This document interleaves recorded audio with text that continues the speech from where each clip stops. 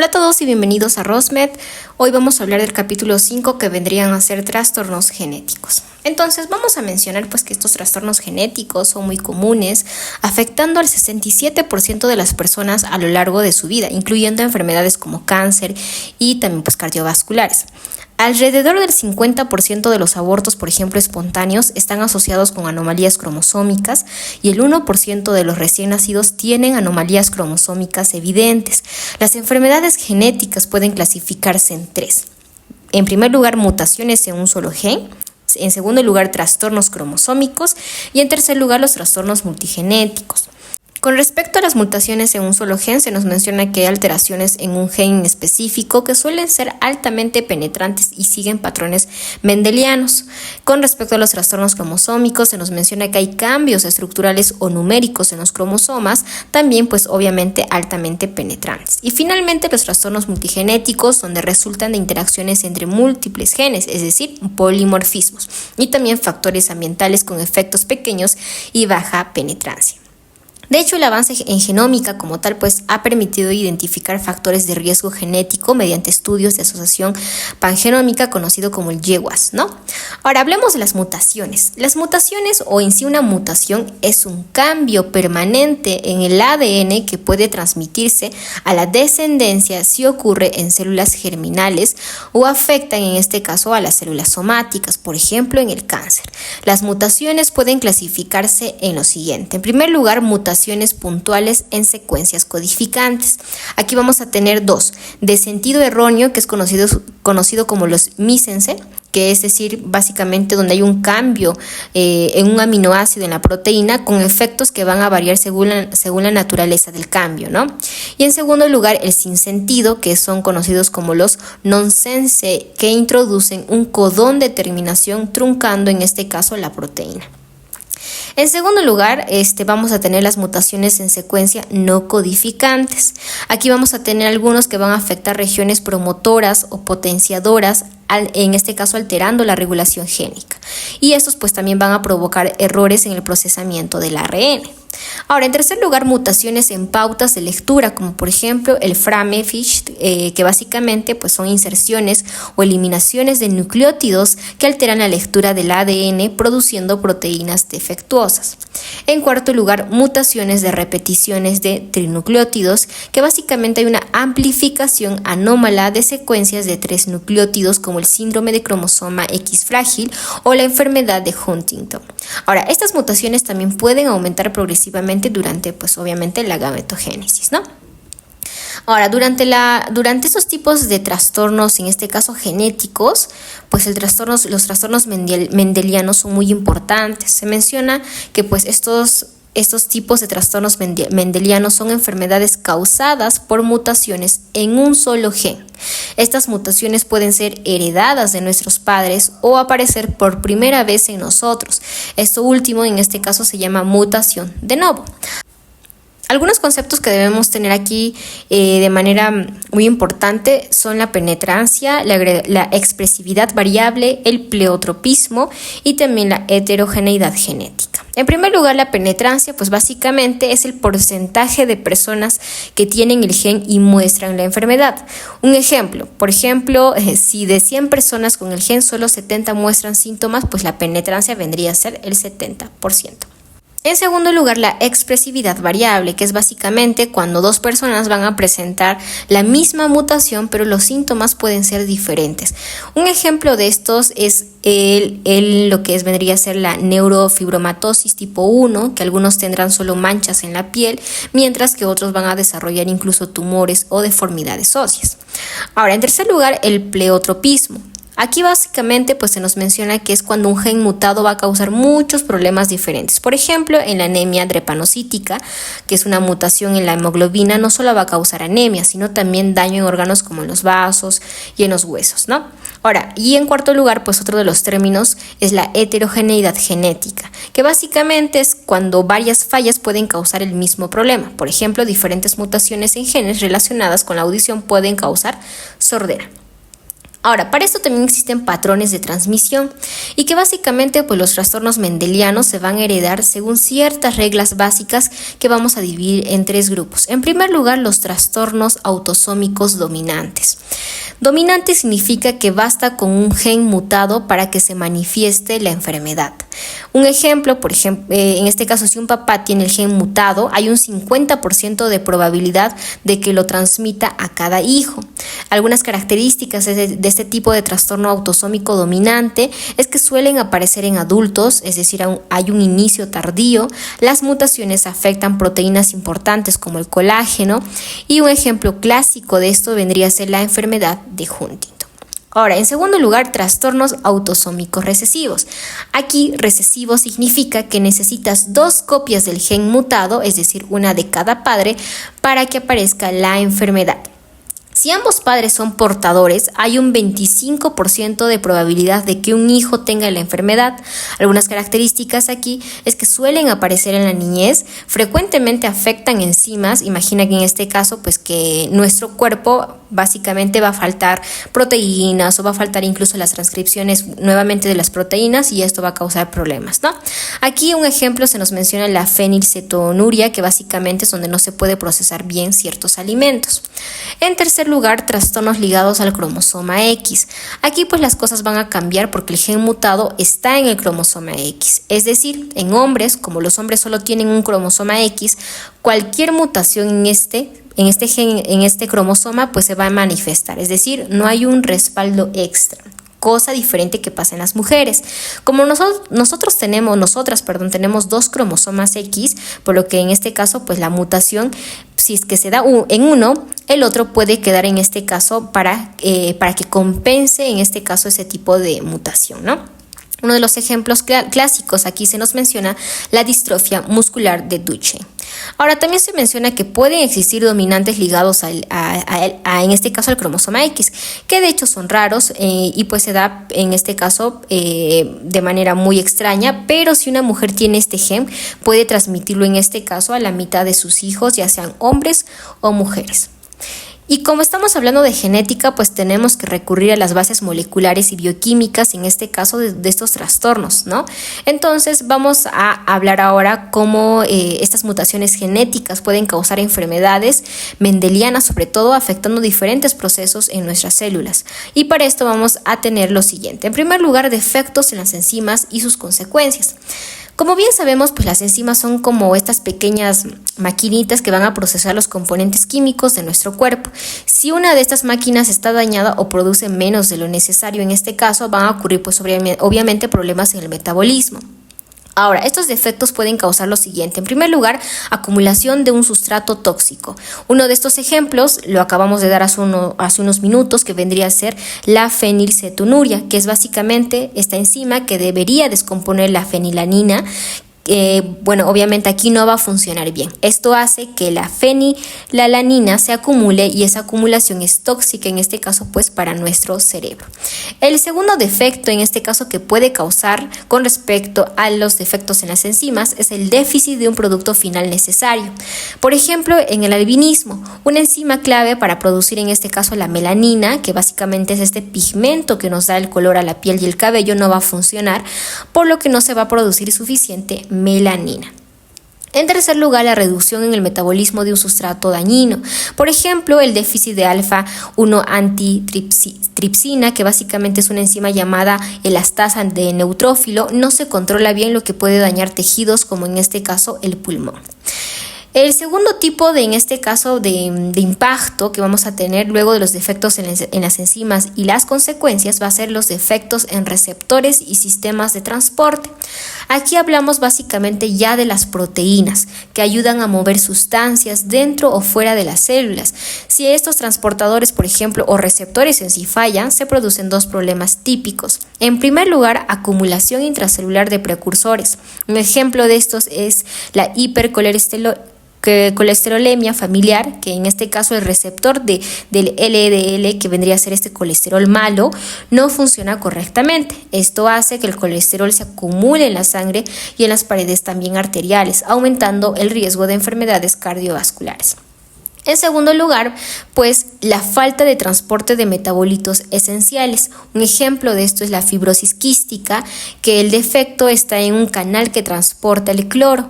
Esto va a provocar que las secreciones del cuerpo, como la del pulmón y el páncreas, sean espesas y pegajosas, causando obstrucción y daño tisular. Esto por parte de los defectos en receptores y sistemas de transporte. Ahora, vayámonos a las alteraciones en proteínas no enzimáticas. Cuando las proteínas que no son enzimas fallan, también surgen problemas importantes. Vamos a tener en primer lugar proteínas estructurales. Un ejemplo aquí sería la osteogénesis imperfecta, que básicamente el colágeno al ser esta proteína que da soporte a los huesos, no se produce bien, lo que obviamente va a causar fragilidad ósea. En segundo lugar, proteínas funcionales. Un ejemplo de esto vendría a ser la anemia falciforme, donde hay una mutación en la hemoglobina que transporta, en este caso, pues el oxígeno en la sangre, hace que básicamente estas células rojas tomen una forma anormal y pierdan su capacidad de circular correctamente. Y en último lugar, luego de mencionar los defectos en las enzimas y sus consecuencias, defectos en receptores y sistemas de transporte y alteraciones en proteínas no enzimáticas, ahora hablemos de las reacciones adversas o fármacos determinadas, que en este caso determinadas genéticamente, ¿no? Algunas mutaciones no causan problemas a menos que en este caso entremos en contacto con ciertos medicamentos o sustancias. En estos casos el cuerpo no puede metabolizar el fármaco y se acumulan productos tóxicos. Un ejemplo de esto son las personas con mutaciones en genes como la glucosa 6-fosfato deshidrogenasa, que pueden tener reacciones graves a ciertos medicamentos o alimentos como el ABAS, desarrollando anemia. Bien, a continuación vamos a mencionar un ejemplo de lo que vendría a ser las alteraciones en proteínas no enzimáticas. Recordemos que aquí mencionemos proteínas estructurales, ¿no?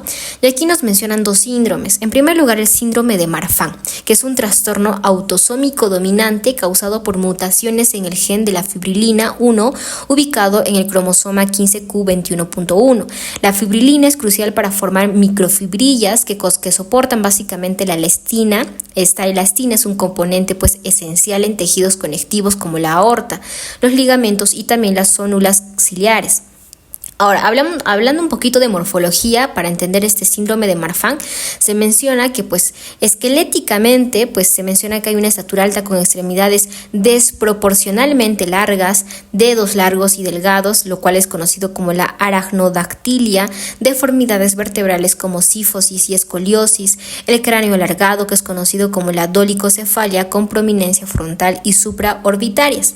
Con respecto al ocular, aquí se va a presentar una luxación bilateral del cristalino, que es conocido como la ectopia lentis, el desprendimiento de la retina debido a un globo ocular alargado, y también sus efectos cardiovasculares como el prolapso de la válvula mitral, dilatación de la aorta, que básicamente con degeneración crística de la media van a predisponer a disecciones y también roturas, ¿no? Algunas características clínicas, luego de lo que acabamos de mencionar, se nos menciona que el diagnóstico se basa en la afectación mayor de dos sistemas principales: el esquelético, el cardiovascular en este caso, y como ya habíamos mencionado también, ocular o cutáneo, ¿no? Aunque el prolapso mitral, que de hecho mencionamos, es común, las disecciones aórticas son las que presentan el mayor riesgo de muerte, entre un 30 al 45% de los casos. Esto por parte del síndrome de Marfan. Ahora hablemos del síndrome de Ehlers-Danlos, conocido como el SET. Este síndrome, el SET, abarca un grupo de trastornos genéticos heterogéneos que afectan la síntesis y el procesamiento del colágeno, dependiendo de la variante. Puede involucrar distintos tipos de colágeno. Algunas manifestaciones clínicas aquí con respecto a la piel se menciona la hiperextensible, de hecho la piel es hiperextensible, es frágil y también tienen una cicatrización muy lenta.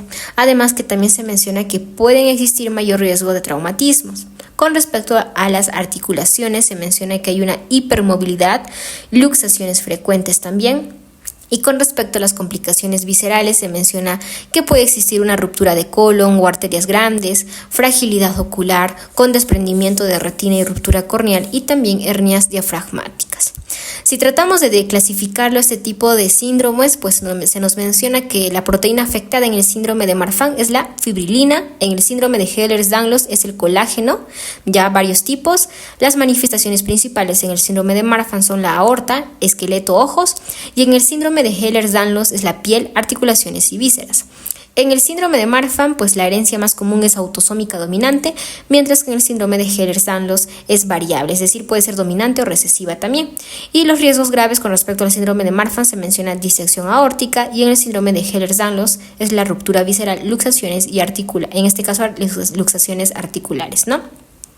Bueno, a su vez también mencionamos un poquito lo que eran los trastornos asociados a defectos en las proteínas receptoras, y aquí hemos mencionado a la hipercolesterolemia familiar, conocido como el HF. Este HF es un ejemplo clásico de un trastorno genético asociado a los defectos en proteínas receptoras. Se debe a mutaciones en el gen que codifica el receptor de la LDL, que básicamente es esta lipoproteína de baja densidad o conocido como el colesterol malo, ¿no? Ahora, una molécula clave para regular el colesterol en el cuerpo, en este caso, es este LDL. Entonces, para poder entender un poquito de lo que trata este síndrome, se nos menciona cuál es el transporte y metabolismo normal del colesterol. Y bueno, como sabemos, pues el colesterol es transportado en el plasma principalmente en forma de LDL, que actúa como un vehículo para entregarlo a las células, y aquí en este caso pues se mencionan los distintos pasos. En primer lugar, la LDL se une al receptor de LDL en la membrana plasmática de las células, principalmente en el hígado, que elimina el 70% de la LDL. El segundo paso va a ser la interiorización, que básicamente este complejo LDL receptor se va a internalizar en la célula y va a entrar en los endosomas. Ahora, el tercer paso va a ser el procesamiento en los lisosomas. En el lisosoma este LDL se va a degradar, liberando colesterol libre al citoplasma. Y pues también las proteínas como el NPC1 y el NPC2 van a regular esta liberación. De hecho, cuando hay un fallo justo o hay una mutación aquí, pues se menciona lo que es la enfermedad de Niemann-Pick tipo C. Ahora, el cuarto paso va a ser la regulación intracelular. El colesterol libre regula 3 procesos importantes. En primer lugar, inhibe la síntesis de colesterol al reducir la actividad de la enzima HMG, en este caso CoA, reductasa, que es clave en la producción del colesterol. El segundo tipo de proceso importante que hace es la activación de la esterificación del colesterol, almacenándolo obviamente en forma de gotas lipídicas. Y en tercer lugar, en este caso hay una reducción de la síntesis de los receptores LDL, disminuyendo las entradas del colesterol a la célula. Sin estos mecanismos de regulación que acabamos de mencionar, los niveles de colesterol en sangre se disparan, aumentando el riesgo de enfermedades cardiovasculares. Ahora, ¿qué es lo que falla en la hipercolesterolemia familiar? En la HF, las mutaciones en el receptor LDL dificultan la eliminación del colesterol de la sangre. Esto va a generar elevación en este caso del colesterol plasmático. Por ejemplo, en heterocigotos se menciona que 1 de cada 500 personas pues va a presentar esto. Se menciona que el colesterol se va a elevar de 2 a 3 veces. En homocigotos los niveles pueden aumentar de 5 a 6 veces, causando aterosclerosis temprana y complicaciones cardiovasculares graves antes de los 20 años. Ahora, algunos síntomas clínicos muy usuales se nos menciona lo que son los xantomas cutáneos, que son depósitos visibles de colesterol en la piel, así como o también lo que vendría a ser un infarto de miocardio temprano, ¿no? Ahora, también mencionamos con respecto, hablando de este tipo de enfermedad, pues algunos tipos de mutaciones en el receptor de LDL. Aquí se nos menciona que existen 5 tipos o 5 clases de mutaciones en estos receptores del LDL. Entonces, de hecho, se han identificado más de 900 mutaciones que afectan al receptor LDL, clasificadas en 5 clases, las cuales vamos a mencionar. Clase 1 es básicamente la síntesis deficiente del receptor, es decir, el receptor no se produce, de hecho esto es poco común. Clase 2, plegamiento anómalo del receptor. El receptor no alcanza la membrana porque queda atrapado en el retículo endoplasmático, que de hecho es una de las formas más frecuentes. Clase 3, problemas de unión. El receptor llega a la superficie celular, pero no se une correctamente a la LDL. Clase 4, incapacidad de internalización. El receptor no puede llevar la LDL al interior de la célula. Y clase 5, problema en la disociación y el reciclaje. El receptor no se separa de la LDL en el endosoma, lo que impide su reciclaje a la membrana. Con respecto a algunas implicaciones clínicas, de hecho acabamos de mencionar un poquito, y el manejo en sí, pues se menciona que para entender un poquito lo que es el HF, pues se menciona que el diagnóstico tiene que ser temprano. Entonces, es crucial identificar a los heterocigotos para prevenir complicaciones cardiovasculares mediante dietas, estatinas, por ejemplo, estas que inhiben lo que vendría a ser el HMG-CoA reductasa, o también terapias de anticuerpos contra, en este caso, el PCSK9. Así como también algún seguimiento de los homocigóticos. Estos pacientes requieren tratamientos más agresivos como aferesis de LDL o incluso pues el trasplante hepático. Bien, pasemos a otro tema. Ahora hablemos de los trastornos asociados a defectos en las enzimas, ya que estamos desglosando cada uno de ellos, ¿no? Aquí vamos a tener enfermedades por depósito lisosómico. Entonces, como habíamos mencionado, estas enfermedades ocurren debido a mutaciones que afectan enzimas lisosómicas o proteínas necesarias para la función. El resultado es la acumulación de metabolitos parcialmente degradados en los lisosomas, lo que afecta la función celular. Bueno, básicamente, ¿cómo ocurre? Pues normalmente las enzimas lisosómicas reciben una etiqueta conocida como, digamos, la manosa 6-fosfato en el aparato de Golgi, que las dirige a los lisosomas. Si esto falla, pues los sustratos no se degradan correctamente. Entonces, en primer lugar, ¿cuáles son las consecuencias de este fallo lisosómico? En primer lugar, la acumulación de materiales. Los lisosomas se van a agrandar debido a materiales no digeridos, así que también pues va a afectar la autofagia. En este caso va a haber una acumulación de mitocondrias defectuosas y proteínas poliubiquitinadas en este caso, ¿no? Así pues, como también que puede presentarse un daño celular, es decir, va a haber más radicales libres de oxígeno, va a haber también un incremento de la apoptosis y pues entre otros tipos de daños celulares. Ahora, el tratamiento posible aquí que se nos menciona es la reposición enzimática, es decir, administrar enzimas faltantes, o también la reducción del sustrato, es decir, limitar lo que vendría a ser la acumulación. Así como también se mencionan algunas chaperonas moleculares que ayudan el plegamiento correcto de las proteínas mutantes. Algunas enfermedades específicas aquí son las siguientes. Enfermedad de Tay-Sachs. Aquí se menciona que la causa de este tipo de enfermedad es la deficiencia en la subunidad alfa de la exosaminidasa A, que básicamente es la acumulación de lo que vendría a ser el gangliósido GM2 en las neuronas. Algunas manifestaciones de ese tipo de enfermedad es que tiene un inicio a los 6 meses con deterioro motor, hay una ceguera y muerte antes de los 3 años. Así que también aquí, bueno, se nos menciona con respecto a la morfología, se menciona que hay vacuolas llenas de lípidos en las neuronas, manchas rojo cereza en la retina. Y de hecho se menciona un dato muy interesante que es más común en judíos askenazíes, ¿no? El segundo tipo de enfermedad relacionado con este tipo de enzimas es la enfermedad, o bueno, en este caso con respecto a los trastornos asociados a defectos en las enzimas, vendría a ser la enfermedad o conocida como del Niemann-Pick. Y para eso tenemos tipo A, tipo B y tipo C. En primer lugar, tipo A y tipo B pues van a tener una deficiencia o hay un déficit de lo que es la esfingomielinasa, que básicamente hay una acumulación de la esfingomielina. En el tipo A, de hecho se menciona que es más grave, va a afectar al sistema nervioso, se va a presentar manchas rojo-ceres en la retina y también se menciona que puede existir una hepatoesplenomegalia masiva. En el tipo B, se menciona que no hay afectación del sistema nervioso, por lo que no es tan grave, ya que los pacientes incluso pueden sobrevivir hasta la adultez. En el tipo C de esta enfermedad de Niemann-Pick, la causa más común aquí es las mutaciones en los genes NPC1, NPC2, alterando el transporte del colesterol y pues algunas manifestaciones aquí vendrían a estar la ataxia, la distonia y la regresión psicomotora. En tercer lugar, otra de las enfermedades con respecto a los trastornos enzimáticos vendría a ser la enfermedad de Gaucher. Aquí la causa vendría a ser la mutación en glucocerebrosidasa, que básicamente va a dar lugar a una acumulación de glucocerebrósidos. Vamos a tener 3 tipos. Tipo 1, sin daño neurológico, se va a presentar esplenomegalia y fracturas óseas. Tipo 2, afectación en el sistema nervioso y de hecho se menciona que es muy mortal en lactantes. Y el tipo 3, que de hecho se menciona como un intermedio, ¿no? Donde la progresión neurológica se puede presentar recién en la adolescencia.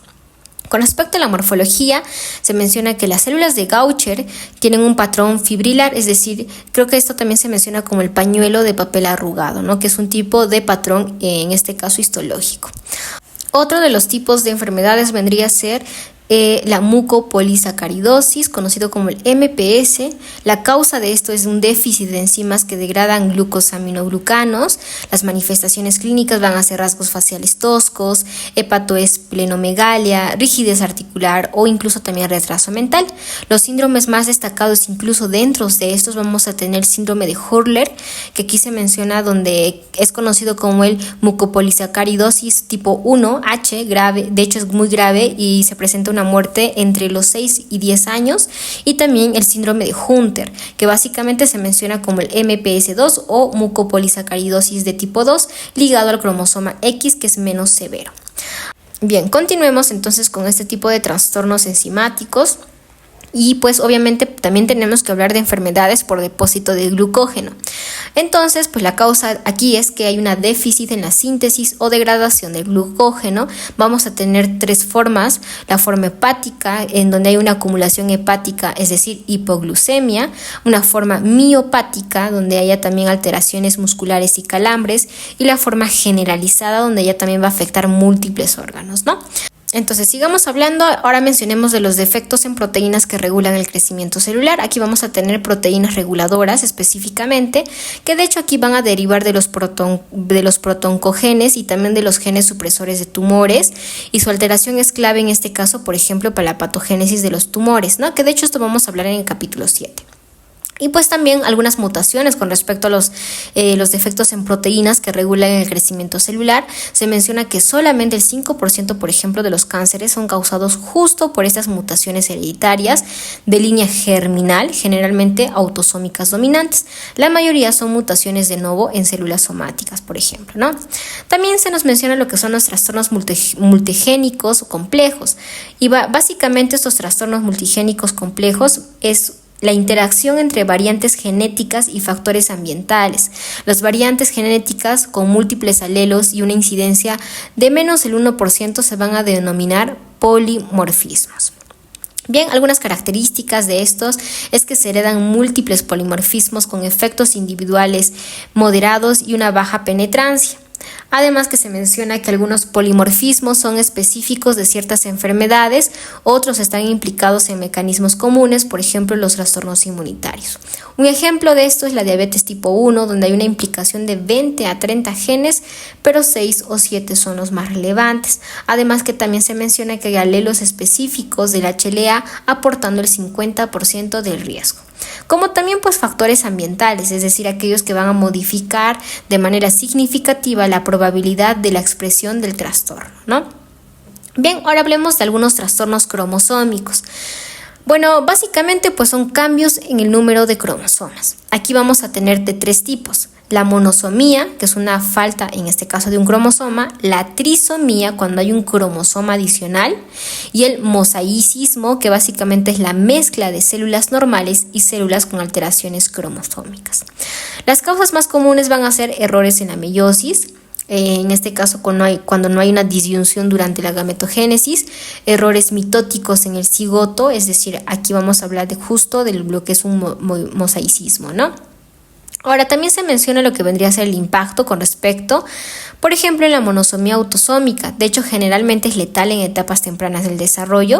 Por otra parte, la trisomía autosómica es mejor tolerada, puede ser compatible con la vida. Uno de estos ejemplos es la trisomía 21. Y luego de eso también los desequilibrios en cromosomas sexuales, que suelen ser viables. También pueden existir lo que vendrían a ser las alteraciones estructurales dentro de los trastornos cromosómicos, ¿no? Ya hemos hablado ahorita de las alteraciones numéricas, ahora vamos a hablar de las alteraciones estructurales. Y bueno, aquí se nos menciona que también hay tipos. En primer lugar, la deleción, que es una pérdida de un segmento cromosómico terminal o intermedio. Ahora, en segundo lugar, dentro de las alteraciones estructurales, las translocaciones. Aquí vamos a tener dos subtipos. En primer lugar, la translocación equilibrada recíproca, donde hay un intercambio entre cromosomas sin pérdida o sin ganancia neta.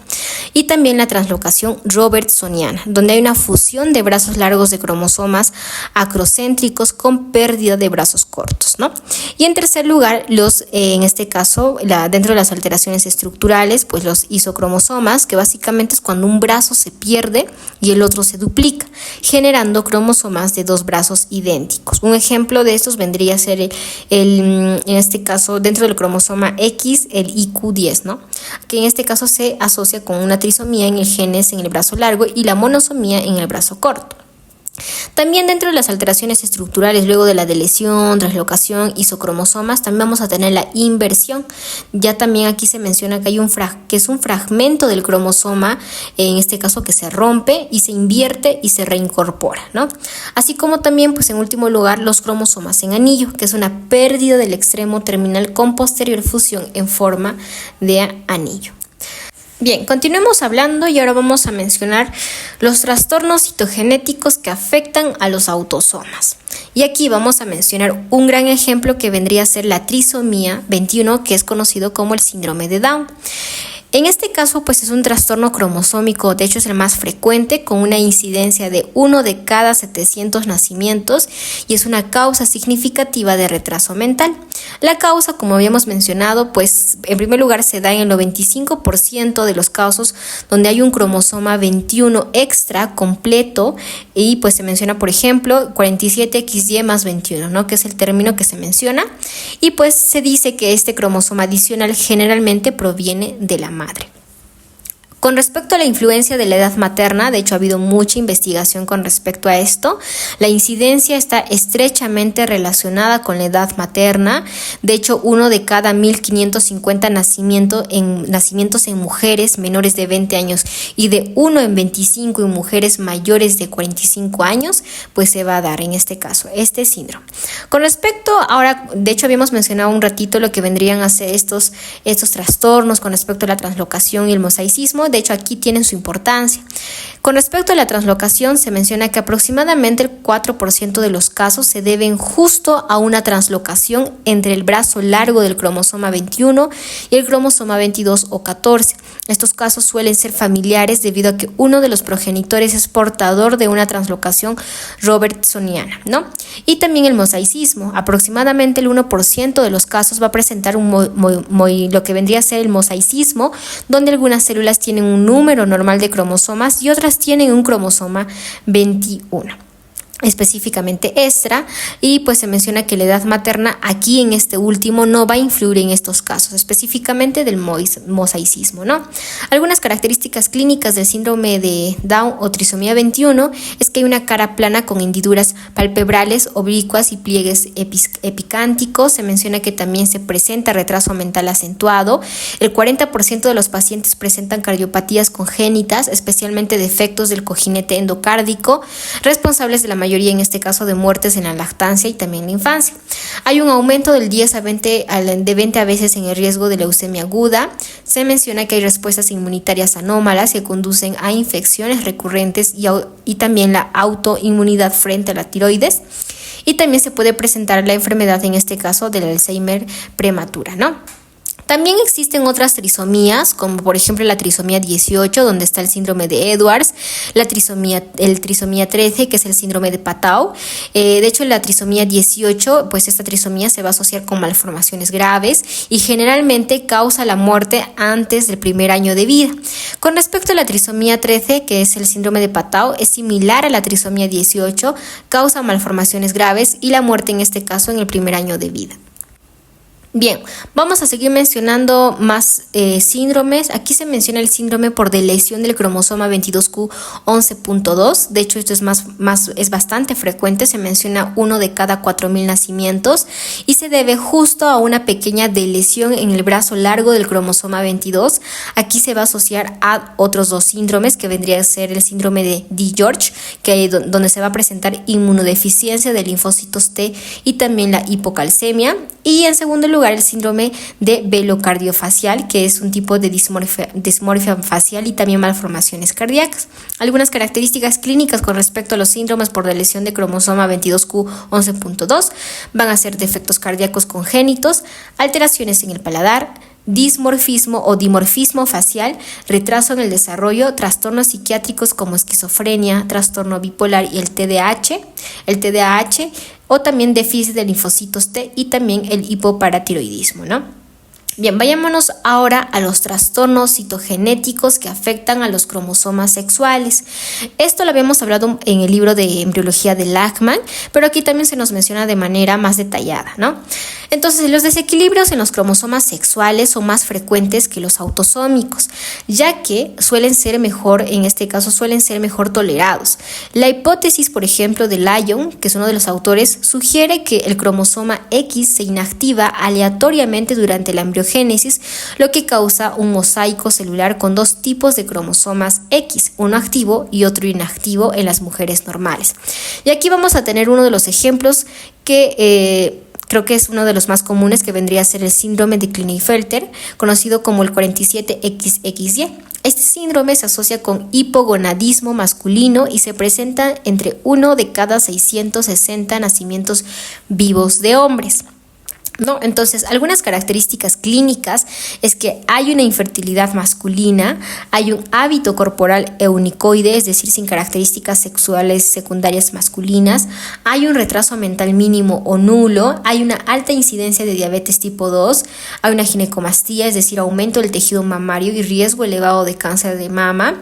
Se presenta lo que son los testículos atrofiados, hay una osteoporosis y fracturas debido al desequilibrio hormonal. La causa en sí del síndrome de Klinefelter, se debe a la presencia de uno o más cromosomas X adicionales. En este caso, pues es el 47XXY, que es el más común. El patrón de la inactivación del cromosoma X influye en los síntomas, ya que algunos genes que afectan el desarrollo sexual se encuentran en este caso, pues en el cromosoma X, ¿no? Otro de los ejemplos de los trastornos, en este caso citogenéticos, que afectan a los cromosomas sexuales va a ser el síndrome de Turner, ¿no? Que es conocido como el 45X. Este síndrome se caracteriza por una monosomía completa o parcial del cromosoma X, con una incidencia de 1 de cada 2.500 nacimientos vivos de mujeres. El 75% de los casos van a presentar mosaicos o de lesiones parciales.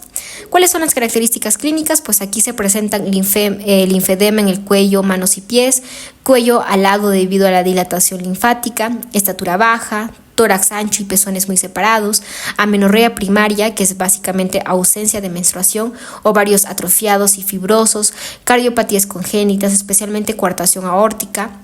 Y pues la causa de este tipo en este caso de síndrome vendría a ser la monosomía del cromosoma X, que va a provocar un déficit en la ovogenia normal, lo que conduce a la falta de desarrollo de las características sexuales secundarias y una menopausia precoz en este caso. El gen SHOX, que afecta la altura, está también ubicado justo en este cromosoma X y su pérdida va a contribuir a lo que vendría a ser la estatura baja en estos pacientes. Otro de los tipos de trastornos citogenéticos ligados a los cromosomas sexuales es el hermafroditismo. Aquí también se menciona, creo que de hecho hoy en día lo conocemos como la intersexualidad dentro del ámbito biológico no social, y también lo otro que vendría a ser el pseudohermafroditismo.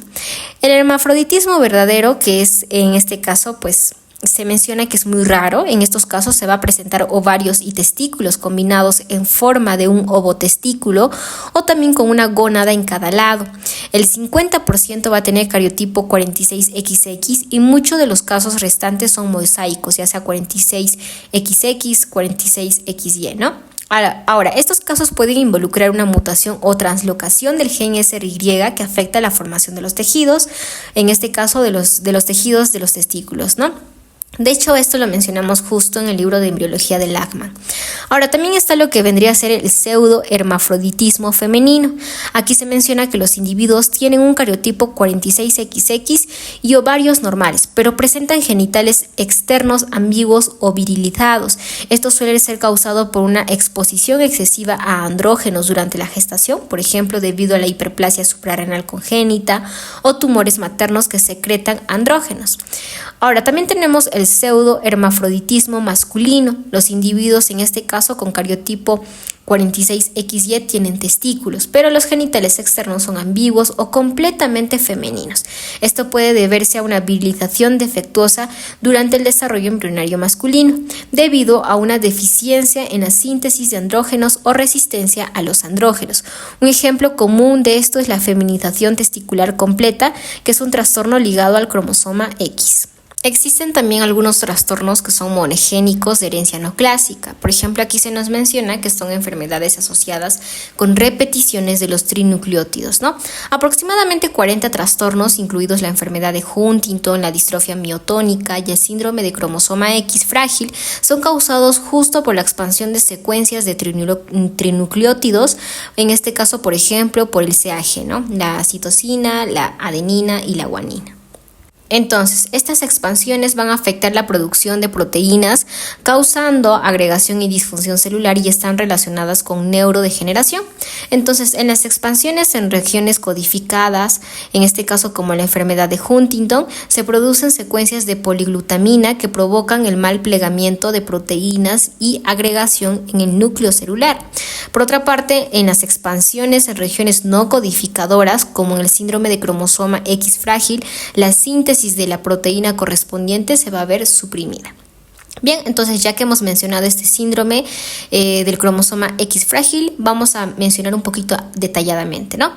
Entonces, en primer lugar, este trastorno es la causa más común de retraso mental familiar. Se caracteriza por una zona frágil en el cromosoma X, específicamente XQ27.3, visible en este caso en cultivos celulares. La mutación va a involucrar repetición de nucleótidos, nuevamente el CGG en el gen FMR1, responsable del retraso mental. En individuos normales, pues se menciona que hay entre un 6 y 55 repeticiones, mientras que en personas afectadas pueden encontrarse de 200 a 4000 repeticiones. Con respecto a la anticipación, pues se menciona que las repeticiones se amplifican durante la ovogenia en mujeres, lo que puede hacer que la degeneración o la generación, en este caso, pues las generaciones siguientes presenten síntomas más graves. Con respecto al patrón de transmisión, que es un trastorno recesivo ligado al cromosoma X, se menciona que las premutaciones se amplifican durante la ovogenia. Las mujeres portadoras pueden transmitir la enfermedad a sus hijos o hijas, porque en este caso, debido a lo que acabamos de mencionar, aunque los hombres portadores generalmente no presentan en este caso síntomas, ¿no? Existe un síndrome de temblor o ataxia que está asociado justo a este síndrome del cromosoma X frágil. Las premutaciones en el gen FMR1 que mencionamos en portadores pueden dar lugar al síndrome de temblor o ataxia asociado a este cromosoma, ¿no?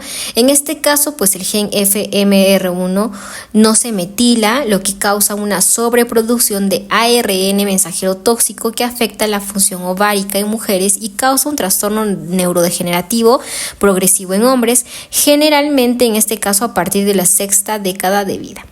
Bien, vamos a mencionar ahora las mutaciones en genes mitocondriales y la neuropatía óptica hereditaria de Leber. Entonces, primero es importante recordar que las mitocondrias son los orgánulos encargados de generar la energía de la célula. Estas mitocondrias contienen su propio ADN, el ADN mitocondrial, que es conocido como el ADN-MT. Y en este caso pues lo heredan exclusivamente las mujeres, porque los espermatozoides aportan muy pocas mitocondrias, las cuales además se degradan después de la fecundación. Esto significa que las mutaciones en el ADN mitocondrial se transmiten solo por vía materna y los trastornos asociados a estas mutaciones se heredan solo de la madre. Un ejemplo clásico de un trastorno mitocondrial es la neuropatía óptica hereditaria de de Leber, que se caracteriza por una ceguera progresiva, disfunción neurológica y a veces también problemas en la conducción cardíaca. Esto ocurre porque las mitocondrias en células del sistema nervioso, como las células del ojo, se ven afectadas, lo que interfiere con el proceso de fosforilación oxidativa, que es fundamental para la producción de energía en las células. Otro aspecto importante es que la expresión de estos trastornos es impredecible debido a un fenómeno llamado la heteroplasmia. Esto quiere decir que cuando una célula tiene una mezcla de ADN mitocondrial normal y mutado, la proporción de cada tipo de ADN puede variar aleatoriamente entre las células hijas. Además, se menciona que también existe un efecto umbral, es decir, se necesita una cierta cantidad de ADN mitocondrial mutado para que el trastorno recién se exprese.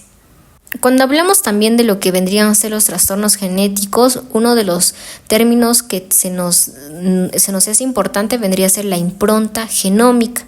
La impronta genómica es un proceso epigenético donde se silencia uno de los dos alelos de ciertos genes, dependiendo de si el alelo proviene de la madre o del padre. En otras palabras, algunos genes solo se expresan si provienen del padre o de la madre, y este silenciamiento básicamente pues se realiza antes de la fecundación. Este proceso de inactivación es estable y se mantiene en todas las células del organismo. Esto ocurre mediante modificaciones químicas como la metilación del ADN o también la desacetilación de lo que vendrían a ser las histonas, ¿no? Que afectan en este caso la transcripción genética. De hecho, se estima que entre 200 y 600 genes tienen impronta y aunque algunos se inactivan individualmente, muchos forman grupos que se regulan conjuntamente. Y pues ahora vamos a hablar de lo que vendría a ser el síndrome de Prader-Willi y el Angelman. Los síndromes, en este caso de Prader-Willi y Angelman, son causados justo por las deleciones en la misma región del cromosoma 15q12, pero afectan a los genes con impronta de manera diferente. Entonces, en primer lugar, el síndrome de Prader-Willi se presenta cuando la deleción ocurre en el cromosoma 15 paterno, dejando solo el gen materno silenciado. Los síntomas incluyen retraso mental, hipotonía, que es esta baja tensión muscular, obesidad, hipogonadismo, y a veces los afectados tienen disomía uniparental, es decir, lo que básicamente que reciben 2 cromosomas 15 de la madre en lugar de en este caso uno de cada progenitor, ¿no? Con respecto al síndrome de Angelman, se menciona que la deleción ocurre en el cromosoma 15 pero ya también materno, dejando en este caso solo el gen paterno silenciado. Este síndrome se caracteriza por el retraso mental, ataxia, convulsiones y risa inapropiada. También puede surgir por disomía uniparental, en este caso recibiendo 2 cromosomas 15 paternos. El gen incluso aquí implicado es el síndrome del V3A, que codifica una proteína que regula la degradación de otras proteínas en áreas específicas del cerebro. Bien, ya vamos a terminar y pues vamos a hablar un poquito de lo que es el mosaicismo gonadal. El mosaicismo gonadal ocurre cuando una mutación afecta solo a las células germinales, es decir, ya sea espermatozoides o óvulos de un individuo, pero no a las células somáticas. El resto, en este caso, pues de las células que están en nuestro cuerpo. Esto significa que el individuo puede parecer normal, pero algunos de sus descendientes pueden heredar la enfermedad, ya que las células germinales mutadas se transmiten a la descendencia. Sin embargo, las células somáticas, específicamente del afectado, no van a mostrar la mutación. Y pues se nos menciona también algunas indicaciones para el análisis de alteraciones genéticas hereditarias. Y con esto nos mencionan en primer lugar la evaluación prenatal, ¿no? Entonces, por ejemplo, algunas muestras como la amniocentesis, el muestreo de vellosidades coriónicas, la sangre de cordón umbilical o el ADN libre en sangre materna es muy importante, así como también algunas indicaciones para poder evaluar si hay un tipo de alteración genética es la edad materna avanzada, si algún progenitor con reordenamiento cromosómico, en este caso esté equilibrado, anomalías fetales en este caso detectadas en ecografías y antecedentes familiares de trastornos genéticos específicos. Esto en la evaluación prenatal. Luego, en la evaluación postnatal, generalmente se realiza en linfocitos de sangre periférica. Algunas indicaciones aquí se menciona que podemos encontrar anomalías congénitas múltiples, sospecha de síndrome metabólico o retraso en el desarrollo, sospecha de aneuploidía, por ejemplo el síndrome de Down, y sospecha de enfermedad monogénica, ¿no? Ahora, cuando ya también tenemos pacientes ya adultos, es decir, la evaluación va a ser muy distinta. Aquí generalmente se va a realizar en sangre periférica o también en tejidos específicos. Algunas indicaciones que nos mencionan aquí es que pueden existir síndromes cancerosos hereditarios, enfermedades monogenéticas atípicas como la fibrosis quística atenuada, trastornos neurodegenerativos como la enfermedad de Huntington. Algunas indicaciones en este caso para el análisis de alteraciones genéticas adquiridas se menciona el diagnóstico y tratamiento de las neoplasias malignas, es decir, identificar mutaciones específicas como el BCRL-ABL en leucemia mieloide crónica, determinación de la clonalidad como indicadora de malignidad, identificación también de alteraciones que pueden influir en este caso en el tratamiento, ¿no? Por otra parte, también un diagnóstico y tratamiento de enfermedades ya también infecciosas. Y pues aquí, por ejemplo, se nos menciona la detección de microorganismos específicos, por ejemplo VIH, micobacterias, entre otros, ¿no? También la identificación de microorganismos resistentes a fármacos, determinación de la eficacia terapéutica como la carga viral en hepatitis C. Y bueno, algunas técnicas de análisis molecular se nos menciona 3 tipos, ¿no? En primer lugar, la reacción en cadena de polimerasa, conocido como el PCR. Aquí se da una amplificación de pequeñas cantidades de ADN para el análisis posterior. De hecho, uno de los métodos asociados es la secuenciación de Sanger, la pirosecuenciación, el análisis de longitud de fragmentos de restricción, el PCR en tiempo real, entre otros. En segundo lugar, el análisis molecular de alteraciones genómicas. Aquí hablamos de los métodos como hibridación in situ fluorescente, conocido como el FISH, para detectar anomalías cromosómicas y técnicas de amplificación de sondas dependientes de ligandos múltiples, conocido como el MLPA, para detectar deleciones y duplicaciones. Y pues hoy en día también tenemos tecnología avanzada, ya que aquí se hablan de matrices citogenómicas, como por ejemplo una comparación del ADN de prueba de ADN normal mediante lo que es la hibridación con sondas fluorescentes, utilizada sobre todo para detectar sobreexpresión o mutaciones, así como también las matrices de genotipificación del CNP, que básicamente es una detección de polimorfismos del nucleótido único, ¿no? Que pueden tener relevancia en enfermedades genéticas. Finalmente, el diagnóstico molecular y las tecnologías asociadas con respecto justo para el diagnóstico van a ser los siguientes. El ligamiento, por ejemplo, genético, donde los locus del ADN, aunque estén separados por distancias significativas como 100.000 pares de bases, pueden mostrar una alta probabilidad de cosegregación durante la meiosis, y esto se debe al fenómeno del ligamiento genético, que puede ser aprovechado para identificar riesgos asociados a enfermedades genéticas, ¿no? Los haplotipos son conjuntos, en este caso, de locus que en este caso cosegregan con el alelo de una enfermedad. Así como también otro de los tipos de diagnóstico molecular vendrían a ser marcadores genéticos, como por ejemplo ya acabamos de mencionar polimorfismos de nucleótido único, que son variaciones genéticas que se heredan de manera estable y son útiles para localizar genes asociados con enfermedades. También los polimorfismos de longitud repetida, que incluyen microsatélites y mini satélites, que son repeticiones de secuencia cortas de ADN. Su variabilidad en la población los hace en este caso útiles para el análisis del ligamiento y se puede detectar fácilmente mediante el PCR y también la electroforesis en gel. Otro de los tipos de este diagnóstico que de hecho mencionamos son los estudios de asociación de genoma completo, conocido como el GWAS. Estos estudios analizan variantes genéticas como los polimorfismos de longitud repetida y también los polimorfismos de nucleótido único en grandes cohortes para encontrar asociaciones entre polimorfismos y enfermedades. Esto es útil cuando los alelos causantes, en este caso de una enfermedad, tienen penetrancia baja o cuando se trata de un fenotipo multifactorial. En cuarto lugar, alteraciones epigenéticas, que estas son modificaciones químicas del ADN como la metilación del ADN, que no cambian de secuencia genética pero afectan la expresión génica, ¿no? También tenemos el análisis del ARN, el más común, que de hecho pues se hace un análisis del ARN mensajero. Es útil específicamente para evaluar la expresión génica, la cuantificación del ARN viral y la detección de translocaciones cromosómicas. Aunque el ARN mensajero es menos estable que el ADN, su secuenciación ayuda a entender procesos biológicos complejos. En sexto lugar, la secuenciación próxima de generación, conocida como el NGS. Este tipo de diagnósticos tiene una tecnología muy avanzada que permite secuenciar grandes cantidades de ADN de forma masiva y a bajo costo.